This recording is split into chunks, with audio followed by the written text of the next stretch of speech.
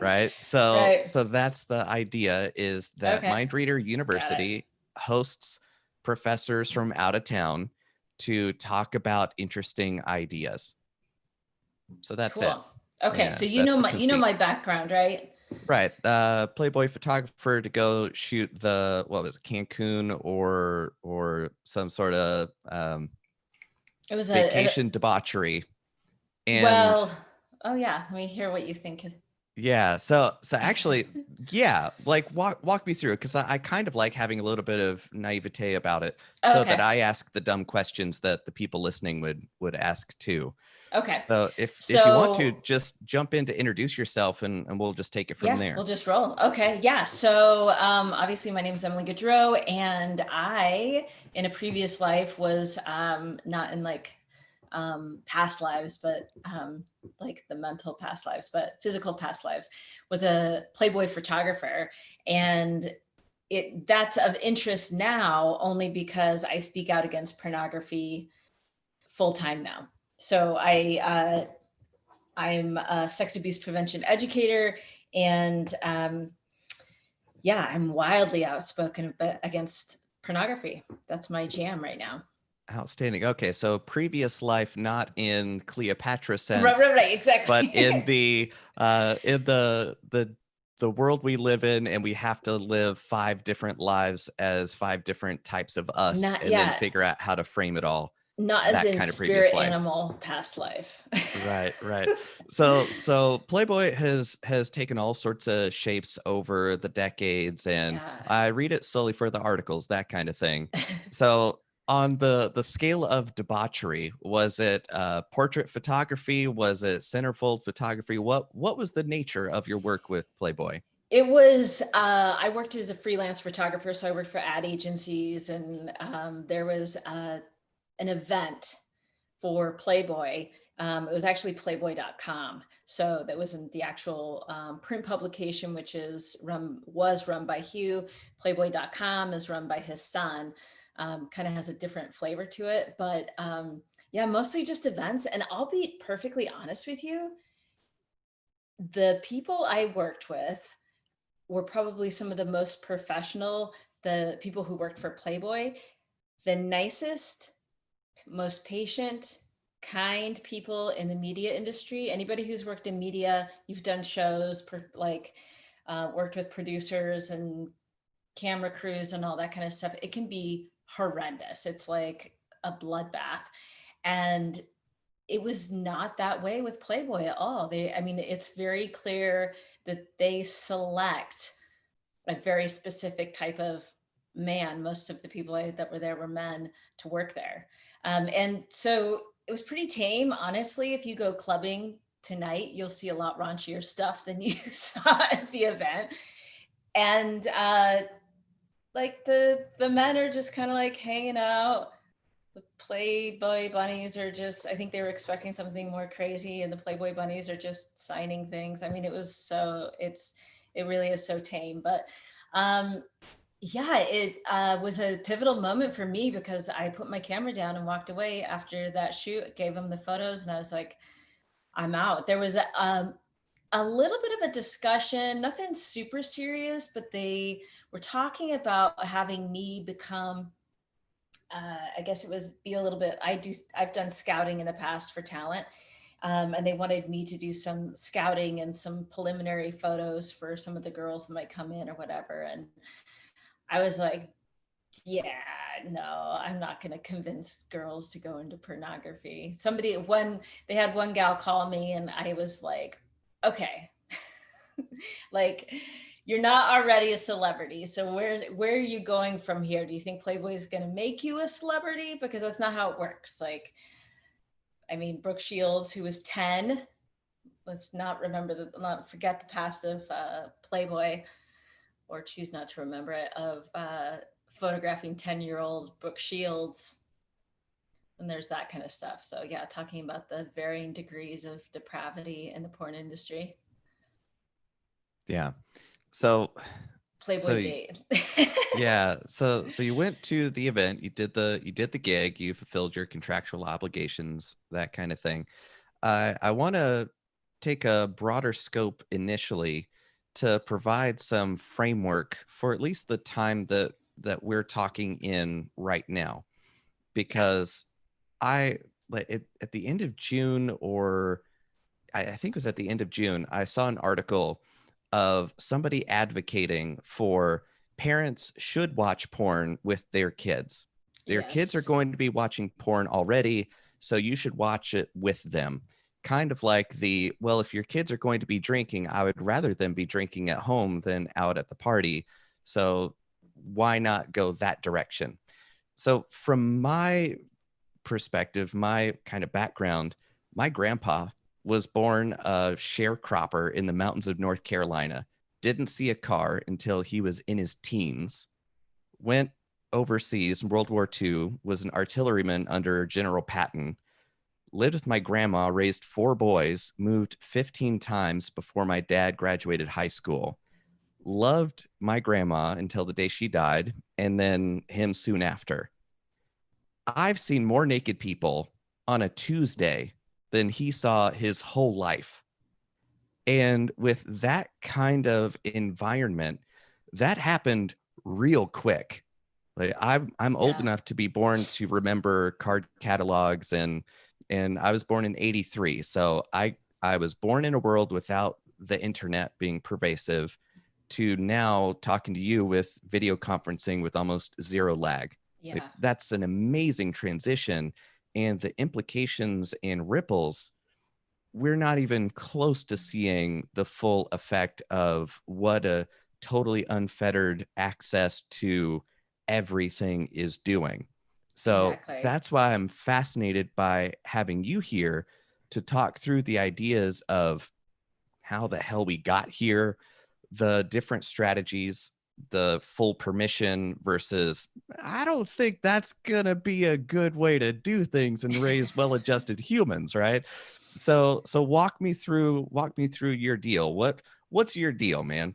Well, first of all, I mean, with any new technology, I mean, even the internet, all of it, it really is still pretty new, as far as our development and evolution of empathy and our skills to handle that has goes.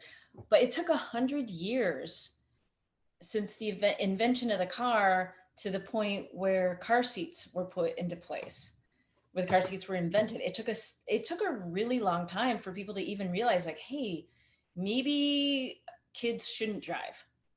You know, maybe drunk people shouldn't drive. Maybe we should have seatbelts. Maybe we should have some. You look at some of the older vehicles and you're like, holy shit, like your whole brain is up against a piece of glass. I mean, those cars are still on the road. It takes a long time for new technology, for people to realize the implications. And they're like, okay, we're losing lots of people. How long did we Um, have luggage before we put wheels on it? yeah, That that alone tells you for it's like real. thousands of years we've been lugging stuff around before we put wheels on it. Yeah. Or smoking in airplanes. I mean, anyways, yeah. So my whole deal right now is trying to help people understand that this is like baby steps, but the difference between adult entertainment and entertainment for children.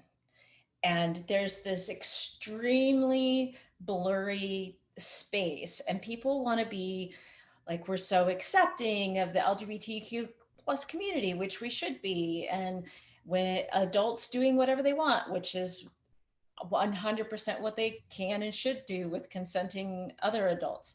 um, but what happens is when you don't really know what you're talking about, and you're like, hey, let's get like the drag queens in to do story time. And you, isn't it? I don't know about you, but in the entertainment world, drag queens are not a, a quality representation of the transgender community.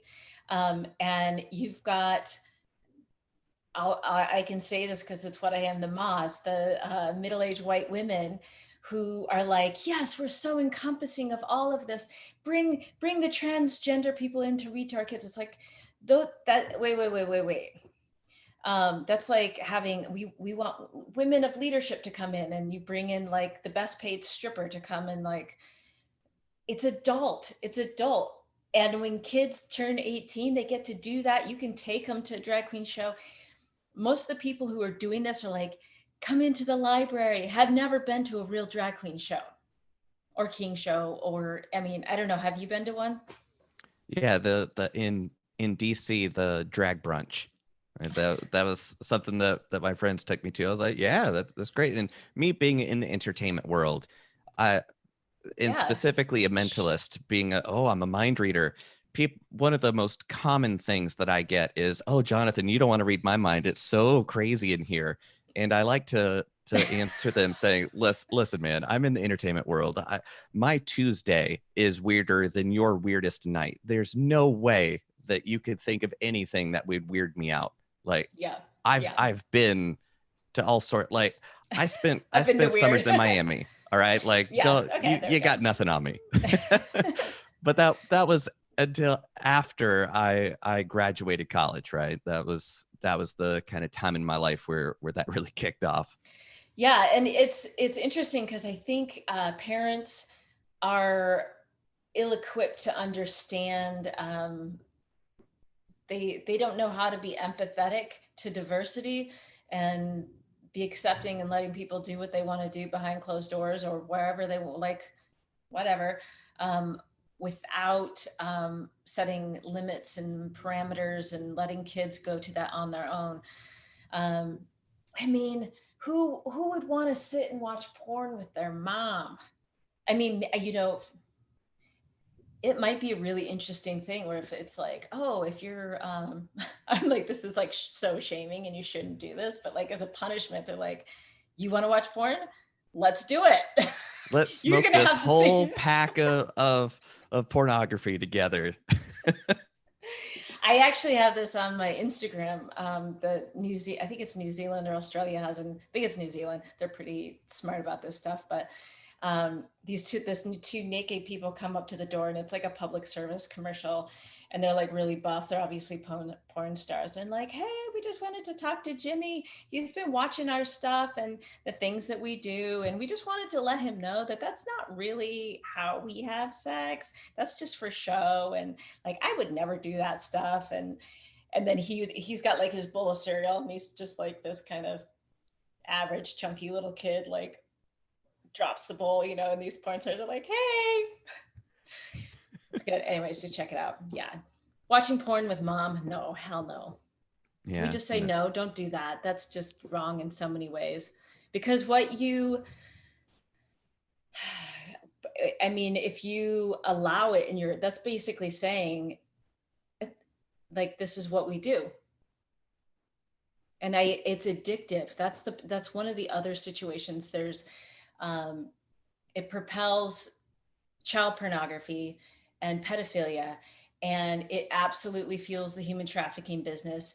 And we've got court cases right now where men are choking to death women, and they get away with it because it's considered it was a mistake, kinky sex gone wrong, over and over. And finally somebody got convicted of it, like I think they were like on their third case, and the judge was like, okay, no, this isn't kinky sex gone wrong. I'm like, hello, yes. So this what is it, BSMD, or it's being portrayed as ever like vanilla flavor now, where that was a very unique kink the strand, if you will, that somebody Hmm. could go down. And now it's like, oh, everybody does that. Everybody has violent sex. And it's like, wait, oh my gosh. And this is the thing about the porn industry that's wicked smart is they know if they can get you to have, it's called arousal non-concordances, when you have like, you get turned on from watching something that has to do with sex. Your body will respond. It's like something sexual. It doesn't have to be something you're turned on by. It's whether you're heterosexual, whatever, you'll see something in your body's like, oh, sexual organs, let's go. It doesn't mean that's who you are. So there's a 50% alignment with mental arousal and physical arousal with men, and there's like a 20% in women, where the mental, like, yes, I am attracted to this is what I want, versus the body, it's only 20% of the time it overlaps. Um, so the porn industry knows that if they create something that you cannot find anywhere else unless it's illegal, you have to go and hurt somebody, rape somebody, whatever, to get what you think you are. So you're like, oh, I'm watching this violent pornography, I'm getting turned on, this is who I am. You can't go anywhere else. Nobody else sells that product. Or you, I mean, you can't have a relationship like that. That's not going to work. You have to go to porn to get it. And they just kind of mix that violence and the sex, and it just tweaks people out. Right. It just totally bypasses what you're inclined to be doing if left to your own devices. You Yeah. would go down this path, and then hijacking the sexual positive response then hijacks the association in your mind going, oh, I'm having a physical response, therefore I guess I like that. And then it becomes a self-fulfilling cycle of going farther and farther into that process, right? Yeah, yeah, and it's confusing. Sex is confusing as hell when you're a teenager. Um, but the idea, what I want to do is get it to the point where people understand that kids will blossom and have their own wonderful, exciting human experience in the sexual realm on their own. You don't have to tell them how to do that. It's like a flower or a fruit or something like that. I always think of, in Japan, where they put those shapes on the fruit and they like form into cubes so they stack better. Yeah. That's what's happening with partly with our sex education that's going on in the schools. They're total like that's a whole ball of wax. But Yeah, because that's been in the back of my head to ask you about as well. And since you brought it up, let's zoom in let's while we're roll. here, Okay, yeah, because part of the reasoning is kind of like what you've already touched on of we want to be so accepting to everybody, we want to be inclusive, we don't want anybody to feel left out, so therefore we have zero barriers or boundaries or standards, so everything goes. yeah, And then it goes to the next level of, well, let's be proactive about this, and then having preteens going into sex ed class with teachers demonstrating how to touch yourself, yeah, proactively saying, here's how to masturbate, to children who are minors, who aren't family, who are state agents being sexual with children. That to me is insane. yeah. What is But it's happening so now? common. Yeah, what's happening right now with the sex education is super fascinating and pretty dangerous. So there's something, I mean, just in like the realm of pornography, called porn literacy, and it is a movement. Um, and I'm part of this conference right now, and they're trying to kind of figure out what the background of what's happening, because these kind of odd characters are attacking the or organizations who are trying to help people recover from porn addiction. There's all these crazy lawsuits that are trying to totally shut them down. Even though they're not attacking the porn industry, they're just trying to help people with their addiction. That's super weird. Anyways, yeah, so porn literacy in school is where they want the kids to not feel shamed. They want them to know about pornography. They want them to not feel shamed. You're like, okay, all of this sounds good. They want it to feel inclusive or whatever. But they see porn as a good education. They see it as a positive education. And I'm like, first of all, voyeurism, I can't even say it, is like, again, like one tiny strand of like the uniqueness that is sexuality, human sexuality, right? And because of pornography, which is really, I mean, the word is rooted in prostitution. voyeurism is become like the base flavor for everyone, you know, and when introducing it to kids in the education system, I'm sorry, but what the hell is going on? It is bizarre. It's so bizarre to me. And here's the interesting thing is they're very uh, they sell it as sex positive. And for a while, I was using that word, and then I kind of dug into it, and I was like, wait a second, this is a very coy word to mean pleasure inclusive. So when we say, you know, we want to be accepting of all types of pleasure, you've just gone from talking about biology, um, prevention of disease, birth control, safety, consent. That's pretty much what I would say people need to be talking about in sex ed with schools.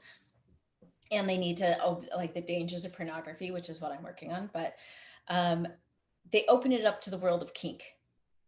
And they're like, you know, if we are accepting of masturbation and voyeurism, then we need to be accepting of fisting, blood play, cutting, choking, BSDM, like whatever feels good to you. And I'm like, that is the most unethical. That goes completely against consent. Whatever feels good for you. Just do whatever feels good for you. No, no, it's a two. It's there should be, if there's other people involved, there should be a conversation. It's not just about you. Right. It's this odd, Yeah, 'cause odd. I see where the logic is coming from of, okay, even BDSM, okay, we don't want people who are inclined that way to feel othered, so we want to be inclusive, and that community is rather small, right? I mean, again, being in the entertainment industry, Yeah, that's been my jam, my people, like, yep, I think I've been in that authentically, world. it's small. Right. Right. And the over encouragement of what is otherwise a relatively small percentage now becomes the default for everybody, Yes. right? Yeah. And the this should be between consenting adults Hmm. goes right out the window if you're talking to preteens about these very extreme cases. The way I often think about it is it's like driving.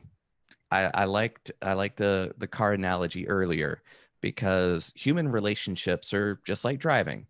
If you're on a straightaway, not a curve for 100 miles, the lanes are really wide, everybody's got safe cars, you can be less attentive, still doesn't mean you're not doing a dangerous activity, Right. right?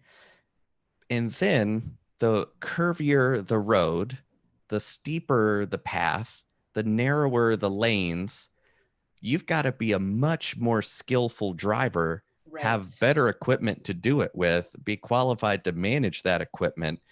And if you're talking about BDSM stuff, that is going 90 miles an hour in the Alps in the rain at night. Yes. That isn't for everybody. Like that isn't what you should be saying. Oh, if you can't and aren't doing that, you're not a real driver, right? Like not Right. everybody can perform at that level. Yeah. And just for the preservation of the exclusivity of BSDM, making it so mainstream ruins it for them. It's not kink anymore.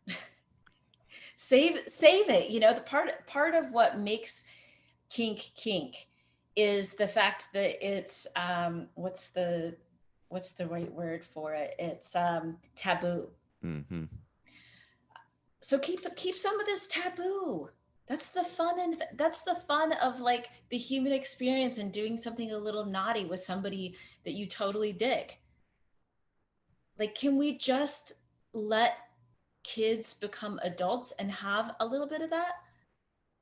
Like, we're not allowing them to enjoy, like, we're so naughty experiences. And that's how, when people are in love doing new things, like if you want to like vitalize your relationship, you go and do something new together. And it's like we are just force feeding this on the kids where there's nothing new under the sun. There's nothing there. What's left to try? You spend an hour on the internet watching porn. I mean, what's left? Yeah.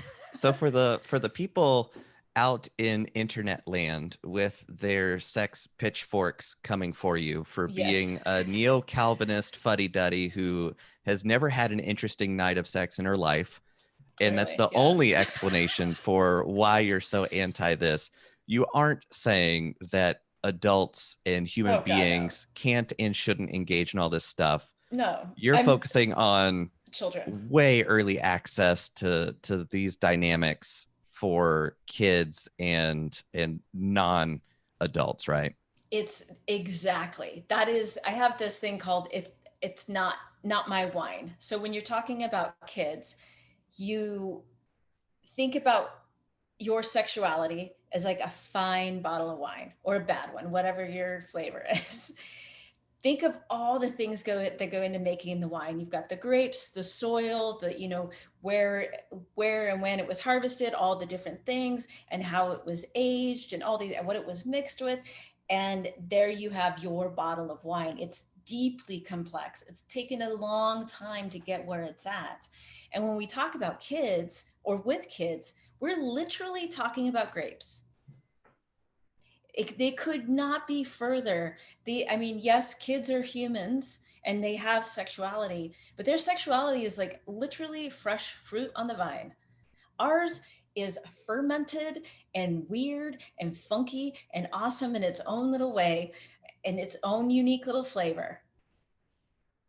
Just leave the grapes alone. It's not wine. It's different. And when they have their own wine, then they have that. That's theirs. Don't give your kids your wine. Sorry. That's a great analogy. I love that.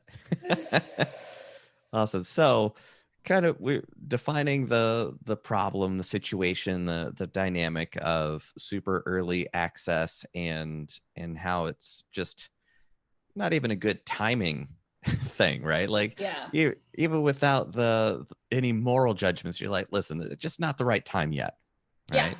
Yeah. So in a world where so many parents try to be best friends instead of parents, be the cool person, the Overton window of looking at what my peers are doing, how they're raising their kids. I don't want to be the wet rag at the party, right? I don't want to be the bummer.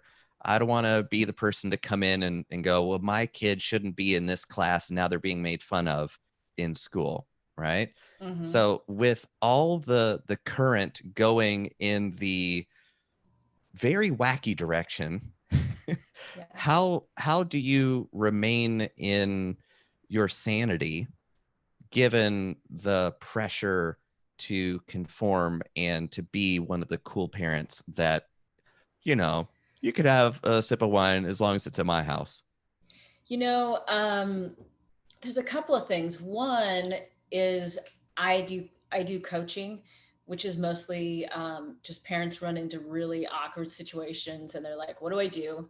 It's usually after a mistake. I wish it was preventative, but 99.9% of what I talk to them about or the problems that we're solving is their kid has watched pornography and has acted it out on another child.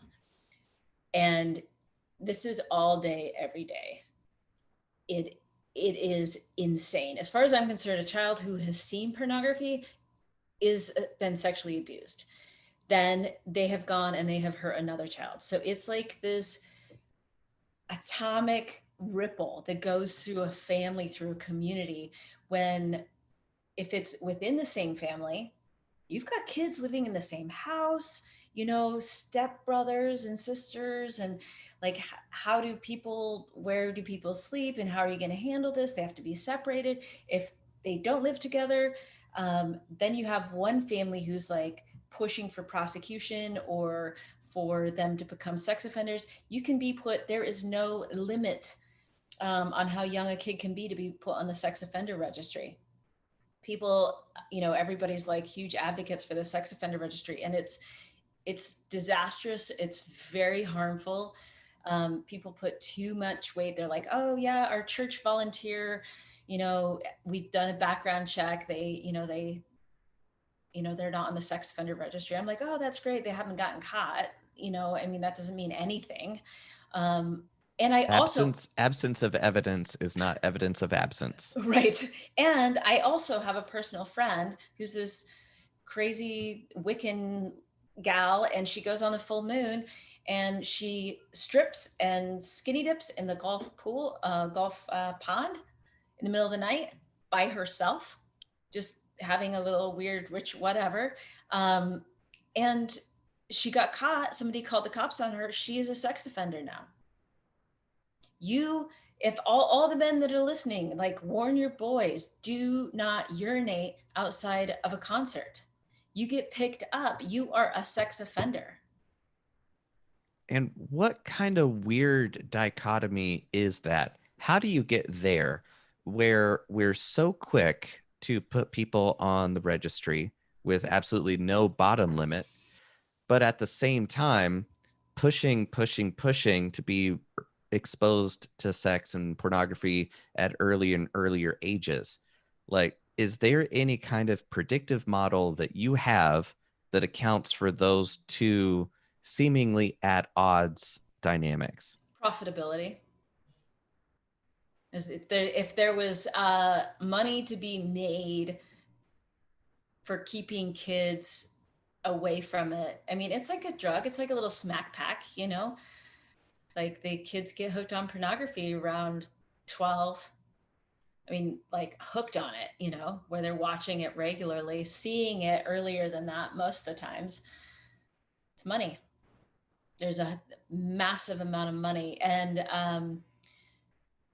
the porn industry, specifically Pornhub, is really bad for not having accountability. There's no fines, there's no like policing of it. They'll have rape scenes that have been submitted to Pornhub. Pornhub's making money off of it. And they're writing in saying, I was raped and that was filmed, when I was underage, take it down, take it down. There's all these cases like this. And until a lawyer gets involved, then finally Pornhub kind of answers and takes it down. Um, but in all defense, I don't know how they would know, because all of their films look like rape films. How would you go, oh, that's a rape and this one's not? They all look like they're rape films. So yeah, so there's absolutely no fine at all for them to post underage and unauthorized rape videos, Mm-hmm. or revenge porn, any of that. All that goes on there, and you really don't have if somebody does a video of you, post it up without your permission, there's really not a whole lot you can do about it. And that's a kind of a, Cha-ching. yeah. And that's a good lead in to, especially now with being right in the middle of COVID and small businesses getting shut down and you can't even go outside except for protests, like Yeah. whatever, right? A lot of people have lost a lot of opportunity, a lot of jobs. And then OnlyFans pops up Yeah. and a million new accounts almost overnight.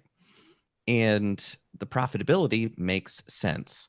Okay, a lot of people want to pay me to not have my clothes on. I'm an adult. Okay, fine. And it's a similar dynamic, right? Because Yeah. the younger folks getting hooked on absorbing and being exposed to, and on the other end, the intoxicating nature of receiving that attention and money and saying, I got paid more from these strangers. These anonymous accounts just gave me money for just taking pictures of myself. I made more in a weekend than I did a whole month working at this office. Of course, I'm going to do this. So what's been your experience and perspective on on the absolute explosion of kind of crowdsourced porn, right? Not Yeah. even the porn industry so much as distributed access to individual creators and authors being empowered to create their own content and own it outright. Yeah,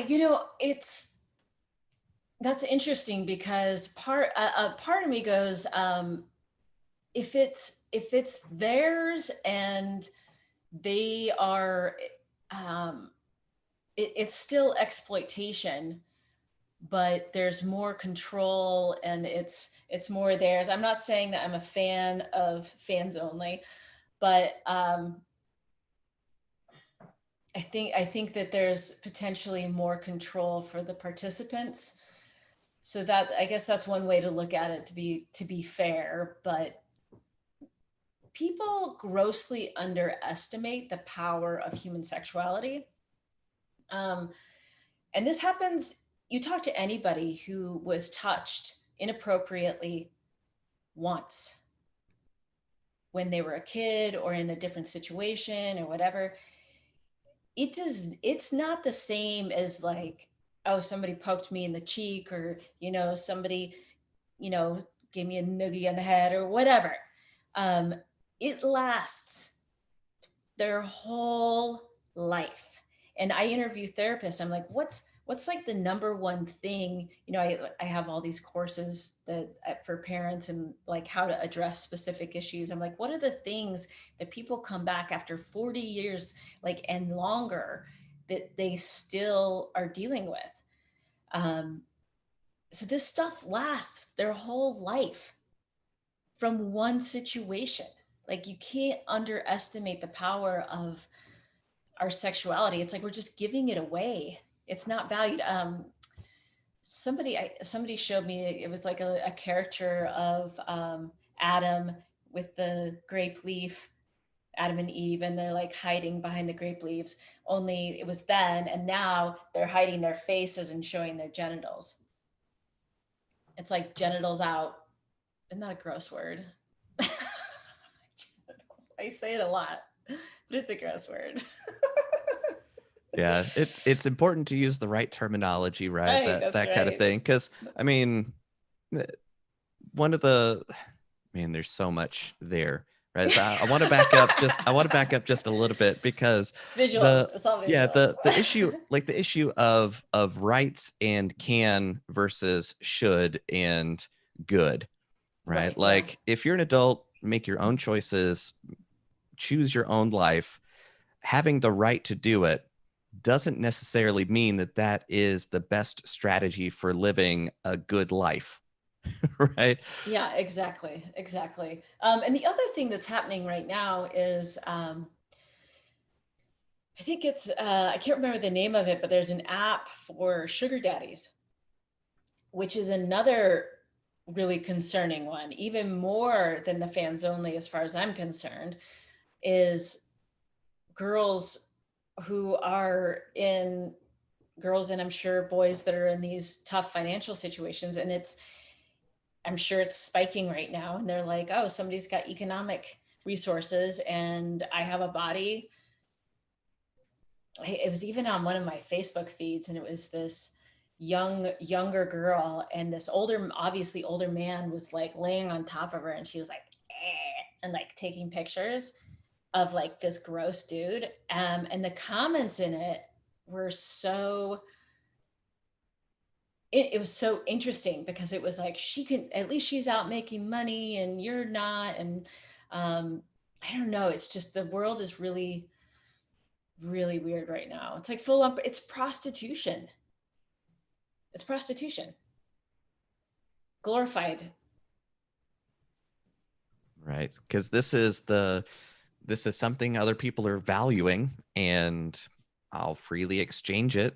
Like that again is the rights issue versus if you are in full control. Okay, if you're not being coerced, if you're not being forced, all right. That still doesn't account for the psychological, emotional, spiritual. I'm an atheist. Okay, fine. I still am concerned with the long-term life impacts of treating powerful dynamics as though they're unimportant or have no weight. Well, also, is it free will when you're doing it because you need the money? I mean, and honestly, it's like 98% of the people who work in the porn industry were sexually abused as children. So it's like we have this, is it a choice when a choice was made for you when you were a child? When you're in an abusive home and you have like a rainbow of trauma going on, is it a choice? No, I don't know. Are you in control at that point, or you know, are you being exploited totally because you don't have money? So for the people who are, at least this is on their radar, of maybe they're a silent majority of people who aren't being vocally in support of wacky, overly accepting dynamics, right? So maybe there's enough people out there who are just thinking, I don't want to speak up because I see everybody who does speak up against this stuff gets railroaded in a not good sense. Yeah. Uh, so for everybody who might be on the same wavelength here, but adrift because everything you would find online is going to tell you be overly accepting. You don't want to make anybody feel awkward at all. So go throw the doors wide open and expose your kids to this everything as early as possible. Just get it over with. If that's the only strategy that's being talked about that's on offer, what's the solution? So we've been looking at the situation, the potential negative dynamics to it, the problems of the solutions that are on sale right now for most people. Give us an option, right? What's a third option instead of uh, going living as a hermit and being a luddite without any devices at all? We're a chalk and slate family over here. We Okay. don't have none of these iPads. Look, you can erase it and use it. Doesn't even run out of battery. Versus, all right, we're gonna project porn in HD in on family night with 5.1 Dolby surround sound. So that's our bonding experience. Give us not some give us something that's not on that spectrum. Take us a totally different direction. Okay. What Well, do I'll you tell do? you. I'll tell you what I'm doing. Um, so the conversations, first of all, it's very easy to be in situations where you're seeing sexualized pornified images when you are with your kid. You go up to, like, I just had this at Barnes and Noble and I talked to the manager. I'm like, hey, can we move the Sports Illustrated swimsuit issue out from like only kids site? Like, hey, what if I want to look at that? It's like down my 6-year-old daughter, my 7-year-old daughter's looking at it, and she's like, "Hey, mom," because I told her I was like, "If you see stuff, um, we can talk about it, and that way it doesn't get stuck in your head." That's the biggest thing with pornography is it's looping, right? I don't know about you, but do you remember the very first time you saw pornography? I do actually. Oh, Yeah. I do too. It is clear as a bell. It will be till the day we die. It's so the thing is what you want to do with your kids is just have them point it out to you so you can help them process it. Are they going to see stuff? Yes. Are you going to lock down your devices like you're crazy? Yes. At the age of 12, are they going to bypass them without you knowing? Yes. But you need to buy yourself as much time as possible. You go into the mall and there's like Victoria's Secret, like larger than life in their underwear, which is just bizarre. Um, you're like totally unsolicited. Now I have to sit here with my daughter and she's like looking at it and like, isn't it weird?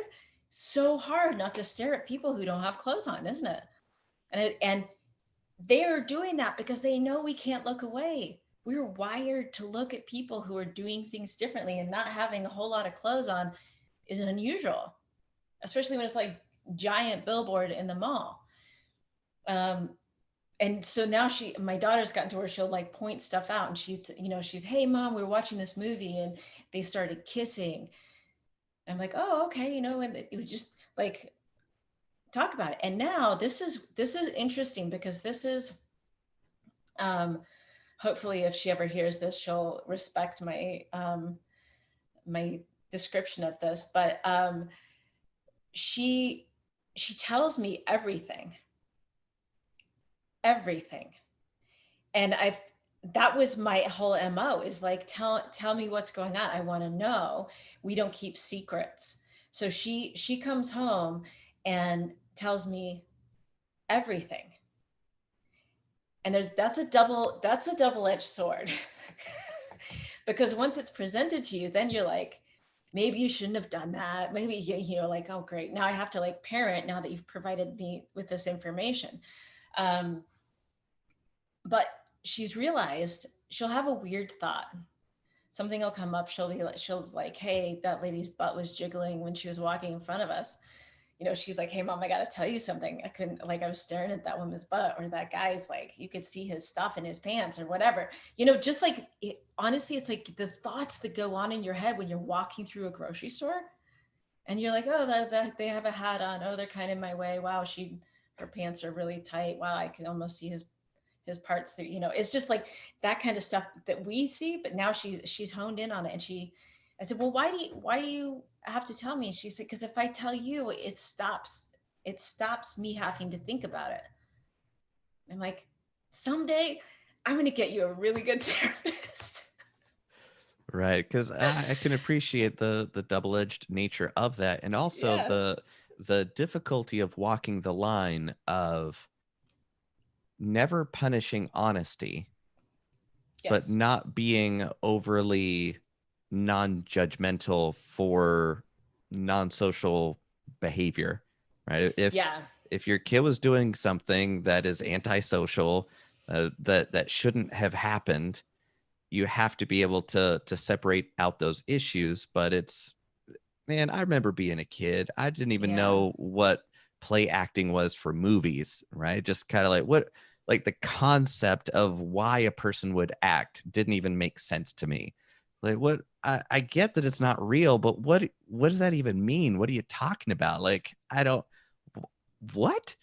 So there are like super sophisticated situations and conversations and topics that erring on the side of over communication is good, that can't present you with those challenging things. But I also wanted to zoom in on the not keeping secrets. That's Yes. really important, Yeah. right? Yeah. Because if you get in the habit of keeping secrets, and I'm a mentalist, I'm a magician. The whole job is you never tell your secrets, right? Yeah. So it's essentially a dynamic that supposedly thrives off secrecy.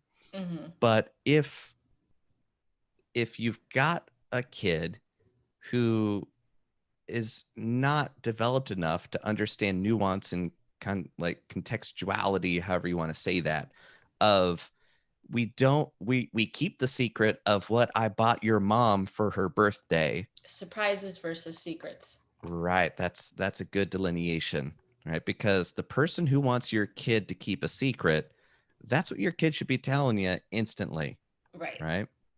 Yeah. Um, talking about kids, I do want to share this one kind of tool that you have kids, right? I don't. Oh, No. okay. Not that Okay. I know of. Yeah. Like there's that there's that There's that. caveat. So anybody who's listening that has kids, one really good way, you have the secret. We don't keep secrets. We have surprises, which means eventually, like, the cat's let out of the bag. Another thing that I like to teach kids is stalking, luring, and mimicking. And what we do is this is uh, those three words run through. It's a predatorial MO. So when they're little, you don't want to talk to them about sexual predators. So you're just going to talk to them about predatorial animals, and you're going to go to the zoo, and you're going to talk about the tigers and the snakes and the various creatures that stalk, lure, and mimic. And even just getting those vocabulary words, Like, look at the tiger stalking the other one, or your cat is stalking a bird, or with us, like I always tell my daughter, lure the dog in, get something she really likes to get her to come to you, to trick her. Like, just use that type of language around them, um, and mimicking somebody pretending to be something they're not, or something pretending to be there's something they're not. So when they're kids, it's all about animals. It's real light, easy. They understand that. And then when they get older, you can introduce the idea. It's usually around 7, but it depends. That's kind of when they're more, they get a little bit more intellectual and a little bit out of their body and more in their head, and they're a little bit more independent. That's when you start talking about, people can lure, stalk, and mimic. And when they go online, stalking, luring, and mimicking as well. Can somebody find out where you are? You're giving them all this information about all these things that you like. And do you think they're going to lure you with a modeling gig? Oh my gosh, can we have a moment for parents? Do not let your kids fall for the modeling gig. I worked as a commercial photographer, hired models. Like, there is no like modeling school thing. That's a big bad no. The modeling thing. I've dated enough actresses to to hear their stories. Yeah. Yeah, and it's like everybody's so thinking they're going to make it big in the business. It's not how it works. Barbizon models, or like all that kind of stuff. It's a scam. Yeah, I don't know if Barbizon models is a scam, but that is the model that scammers will use to think that you're going to make it big.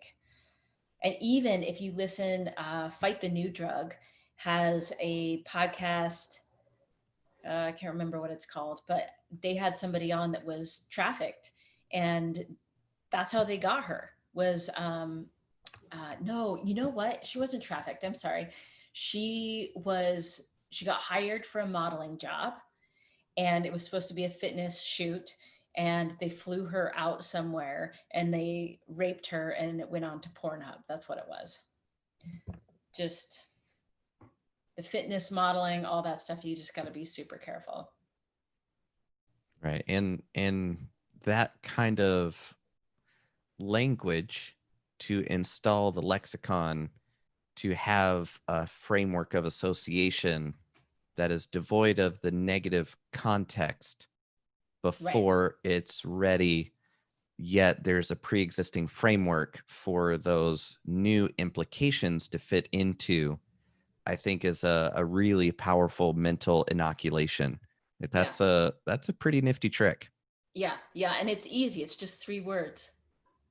And you just, when there's that moment, and a lot of times you can pick it out in, even if you're watching a Disney movie. The Lion King is a good one. There's all kinds of like luring and tricking and stalking and stuff that goes on in there. Um, yeah, and another one that I like, I was talking to the therapist about what people are going to therapy for 40 years later after being abused. And the number one thing is how their body responded to the abuse. If there was like any orgasms, or it felt good, or any, like, however their body responded to it haunts them to the day they die. And so what I like to teach parents, and it's doubly important. If anybody's ever abused, you've already got this language covered, and it's going to save them. I mean, let's be real. It's like 1 in 3 girls. I mean, the numbers vary, anywhere from 1 to 3 to 1 to 5. Just prep. Everybody just needs to be prepped for this kind of stuff. Is also understanding how their bodies respond to pornography. So it's just understanding the autonomic nervous system, and that our bodies, we don't always have control how our bodies respond. And on the lighter side, not that light, but how our bodies respond when we watch pornography doesn't define who we are because we were turned on by watching something crazy. If you understand, it's called arousal non-concordance, but if you understand that your body does stuff without your control sometimes, you can have that conversation easier with your kids, need be. But it's like a little game with the littles, and you just get like a piece of grass, I like to, like, anytime you're talking to kids about this stuff, you go outside because it's just less weird and creepy. Just kind of like take it into the light, the bright light outside, sunshine. So you get a piece of grass and you're like tickling each other's noses, and you have a contest to see, like whoever's eyes waters, nose runs, goosebumps, sneezes, whatever, loses. And or even the blinking, the staring contest is just this understanding that something can happen to your body physically or mentally, and your body's going to respond, and it has a mind of its own. Your body has a mind of its own. It's not you. You're not making those decisions. There are a lot of things, and then when it comes to like talking to them about arousal, or if abuse happens, then you've kind of got that. Remember, your body had a mind of its own. You've already laid that groundwork. I know you saw that violent pornography. Do you remember how we talked about how your body has a mind of its own? Be very careful that, and understand that just because you were aroused that and you gave you signals, that doesn't define you necessarily. That's a great detail because yeah, we've got ancient machinery, and as adults, we like to think that we are the ones in control of our body. Yeah, no. But there's all sorts of fun fMRI stuff that show that your muscles are twitching before you're consciously aware of, oh, I want to move my arm. It's like the Yeah. body informs the mind of what's gonna happen.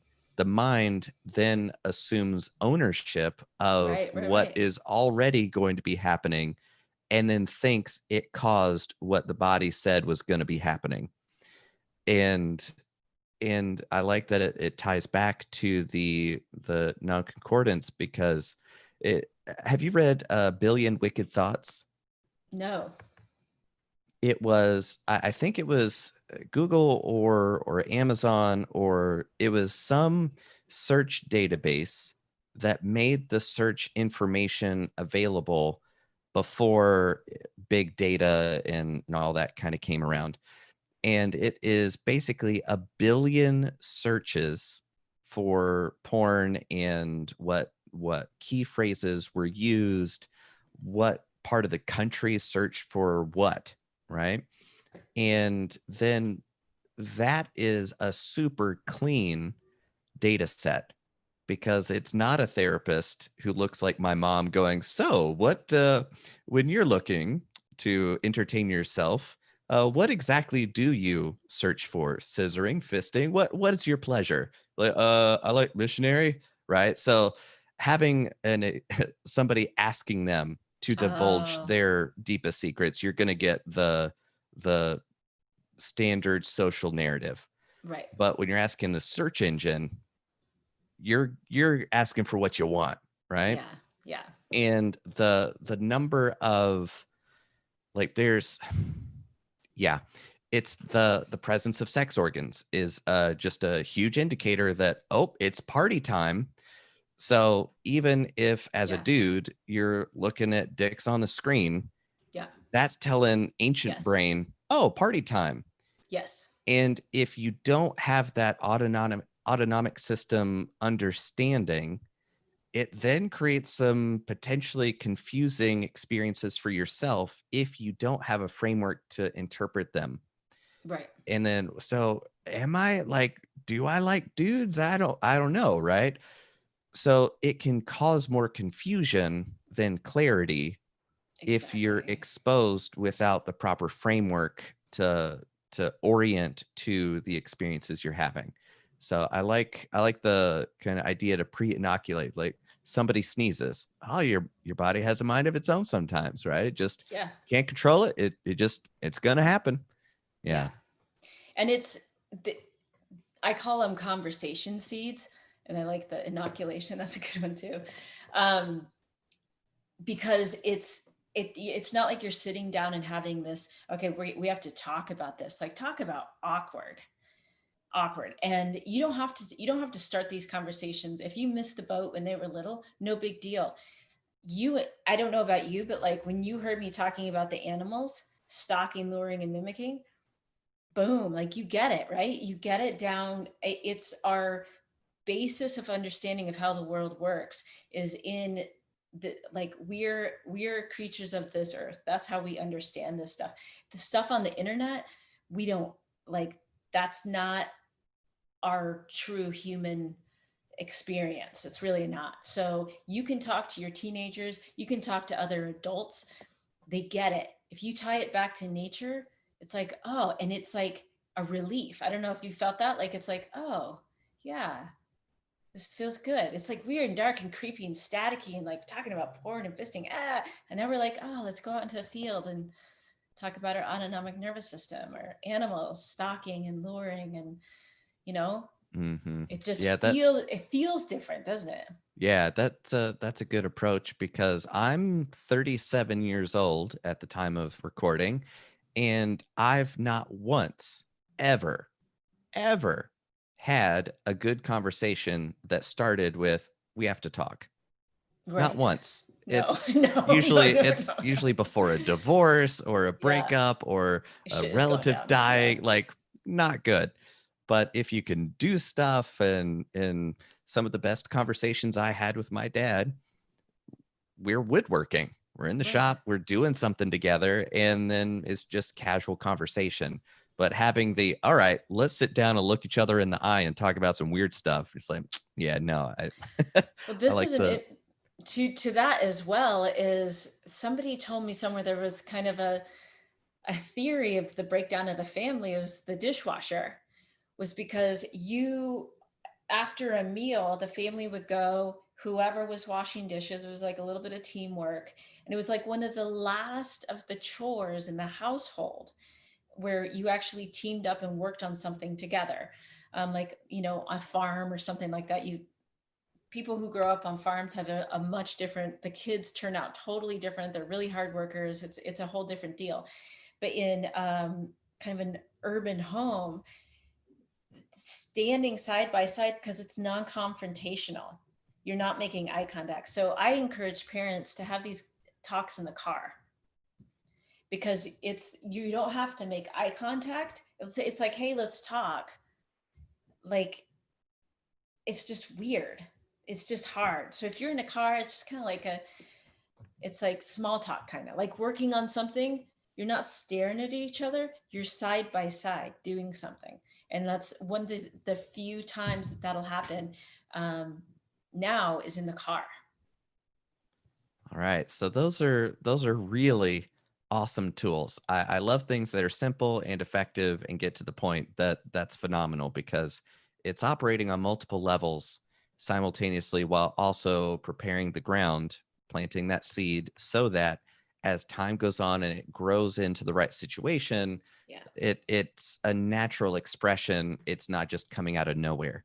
Right? Trees grow out of the ground through time. They don't just get implanted in the ground out of nowhere. So that's a great way to do that. Now, one angle I wanted to ask you about is what does your hmm, what kind of negative feedback do you get? What shape does that take from people who are unhappy with you advocating for not exposing children to porn? There is porn literacy is a kind of a movement to educate the kids about pornography and to teach them that watching pornography is okay. I get a ton of haters around that come from that group. I also, people are really, really protective of pornography. Um, it's it's really it's amazing to me how defensive people are of it. There's like no um I think it's a, there's the free speech aspect. People are um protective of that piece. They don't want the government in their bedroom, kind of a thing. I get those conversations where, like I said, I'm constantly reframing it. I'm like, my battle is not with the porn industry. It's about making sure that kids don't see it until they're of an age where they've actually had their own real physical experiences. So that's my biggest thing. As soon as I can, but as soon as I can reframe it and be like, we're talking about kids, then there's some acceptance, but there is the sex education going into schools right now. Most of the people who are doing it are pro porn. So heads up, parents out there, it is anything that is sex positive that is going into the schools, into your curriculum. So the way it works that I don't like is my whole jam is getting kids to come to their own sexuality authentically without us having to introduce it, whether it's porn or somebody saying, hey, you should try this out, as they are teaching the gender, teaching about gender in the schools. So it's not like there are people that choose this and there are people that do this. It's like, you can be whatever you want to be. And I'm like, okay, those are two the completely different ways of presenting information. It just makes my blood boil, because I'm like, yes, there are people. There's this whole wide, beautiful rainbow of wonderful, cool people that my daughter's knocking on the door behind me. Hey, family's amazing. Yeah, That's right. what we're talking about. It's all good. Um, yeah, so it's more of a try this on for size. You should try this out. And I'm like, wait, it's like a commercial. What are you selling? Accept Yeah. people. Don't, I mean, and honestly, I'm a Christian, so I can blame Christianity for a lot of this junk. Is people were hurt, murdered. People are murdered because they're part of the LGBT, trans, whatever, black trans people get killed all the time. I mean, it's horrible. Tortured. It's terrible. And that's where a lot of this is coming back. And the Christian community really had a hand in the sex ed for a long time, of the no sex before marriage, abstinence only. So the pendulum is swinging, and it's our own darn fault, because they were pushing so hard for this, where it's like, kids need to know, everybody needs to know. You get married, you should know how to, like, what's going on too. You need to know about your body. It's like they're never ever going to have sex. Yeah. Is that what they Yeah. were really thinking? Right. There are a lot of dimensions to it, and conflating those dimensions just results in misery of Right. the, yeah, I don't want the government in my bedroom. I want to have the freedom to do whatever I want with a consenting adult. Like, that's my Yes. position. Yes. Absolutely. Do I think everybody should do that? Should you do everything that is legally permissible? No. Like, there's plenty of behaviors that are legally and on a rights basis completely fine that I choose not to do because it doesn't result in a life that I want to live. So that is, you can be pro freedom, pro human connection, explore whatever you want, choose not to do it, and also be against the excessively prescriptive, everybody should try this approach. Right. And we should teach as young as possible to do these things. Just because you're free to do it, now you should do it. Like, that's a recipe for disaster. So Well, and we're also seeing with the kids, especially the girls, the suicide rates are skyrocketing. And why specifically that is, I mean, there's all kinds of, they say, oh, it's bullying, stuff like that. I'm sorry. I'm sorry. It is not bullying going on at school, because I don't know about you, but like the bullying that happened when I was at school, I mean, it's not the same. I mean, it was hardcore when I was at school, and the suicide rates were lower. It is, so I mean, there's some ramifications happening, and I can't help but think that pornography, and not even just saying that pornography is having that direct effect, like on the suicide rates, as much as the pornified culture is having that. It's like the ripple effect of their Instagram feed being just like jam packed with these hyper sexualized images that they have to compete with.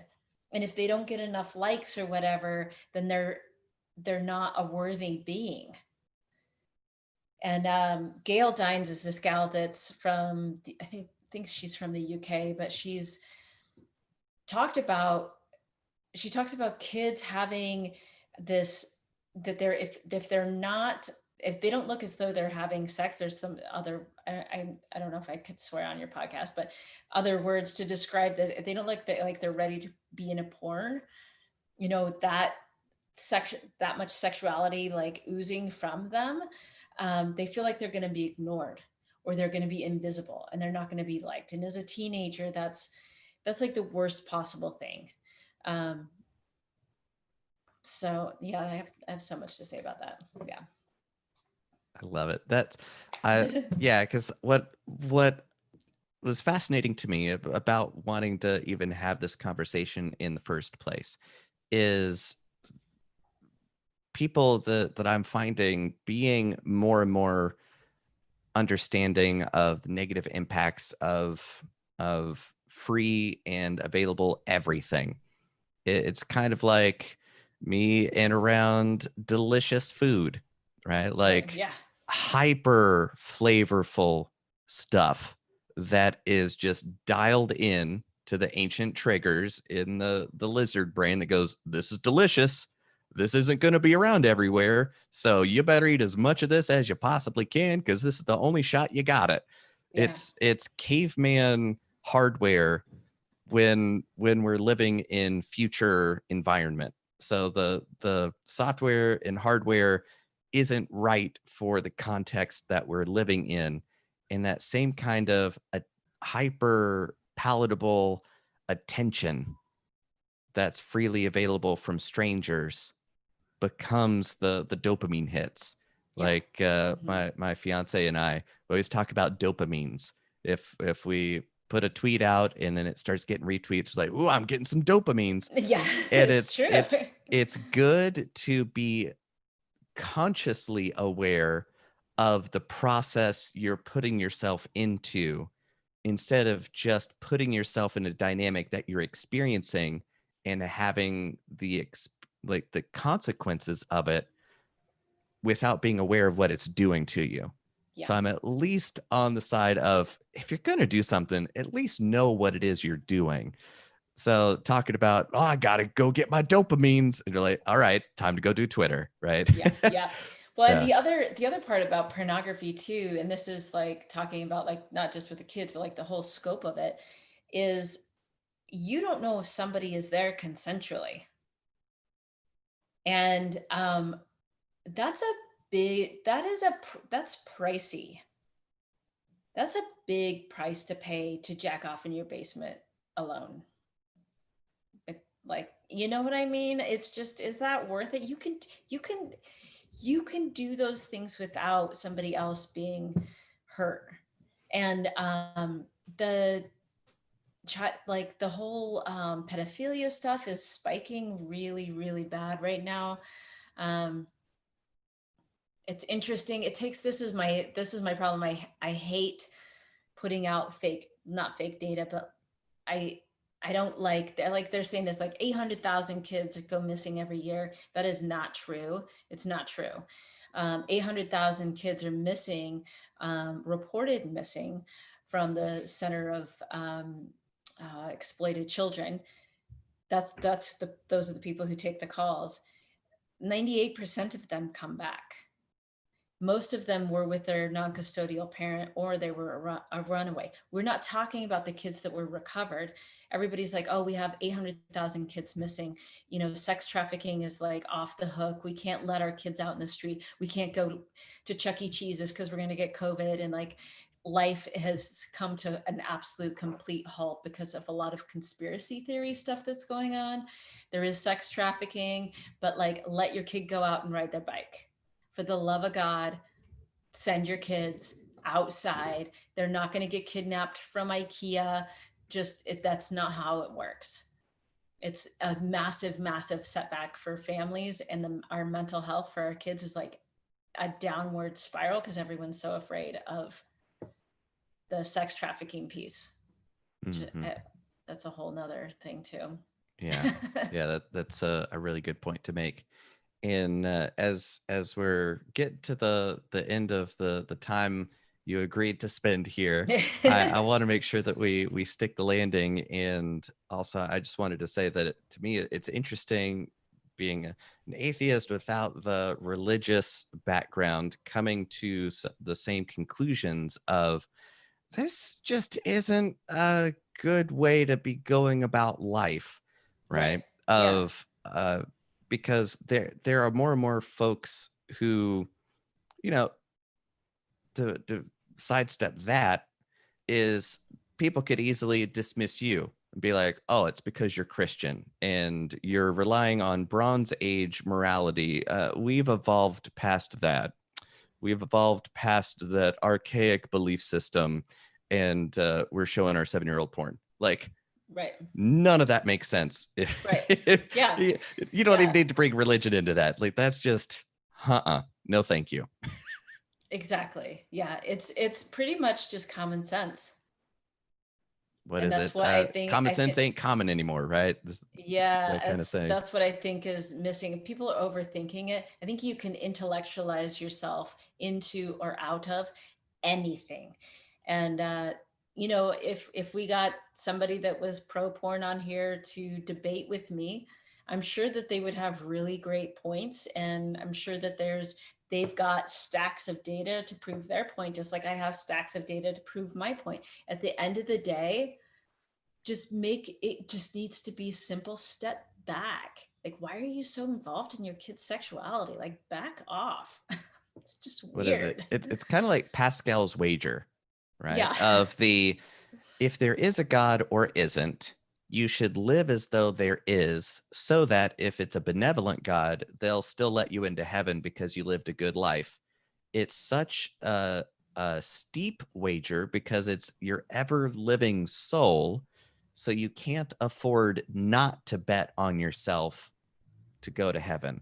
Well, here's the to take it even further, like with the the religious piece. I mean, all things aside, like, you want to have like good sex. You want to have lots of good sex. You want to have like a really good life. And I think like there's like no morality included in there, right? Like, let's just have a good life and like enjoy like the juiciness that is like being a human. And I don't think pornography for kids fits in there. Does anybody watch pornography? You have an orgasm and then you're like, I'm out. Oh, whoa, done. Right? Like, you don't want to hang out there. That's not really a place you want to go. You think you want to go there, and then you get there and you're like, okay, cool. And then as soon as like you're like, uh, right? It's not a place you want to go. Those are not people you actually want to hang out with. Go hang out with people you want to be with. Have sex with you people that are like great and real. I'm sure that there's some somebody of a totally opposite faith than mine that would go, Satan wants you to have sex with real humans. Stop wait. Fastest way to my kingdom. Yeah. Stop wasting your bodily fluids in non-expansive ways. Right. And that's you just reminded me of another angle because who else is out shouting into the darkness of, oh, the incels, oh, they're just frustrated that nobody else would have sex with them anyway, so no fap November, that's a joke. And then there's the people like, you've got to cultivate your sexual energy, you can't just Yeah. give your energy away. And then that's Uh-huh. campy as well. It seems like any any kind of resistance or pushback against over sexualization of every dimension of relating to people seems to be laughed at, minimized, ridiculed, and made fun of, which to me is often a big flag that you might want to pay more attention to that. Yeah. Right? If you're just going with the flow all the time, turn around every once in a while.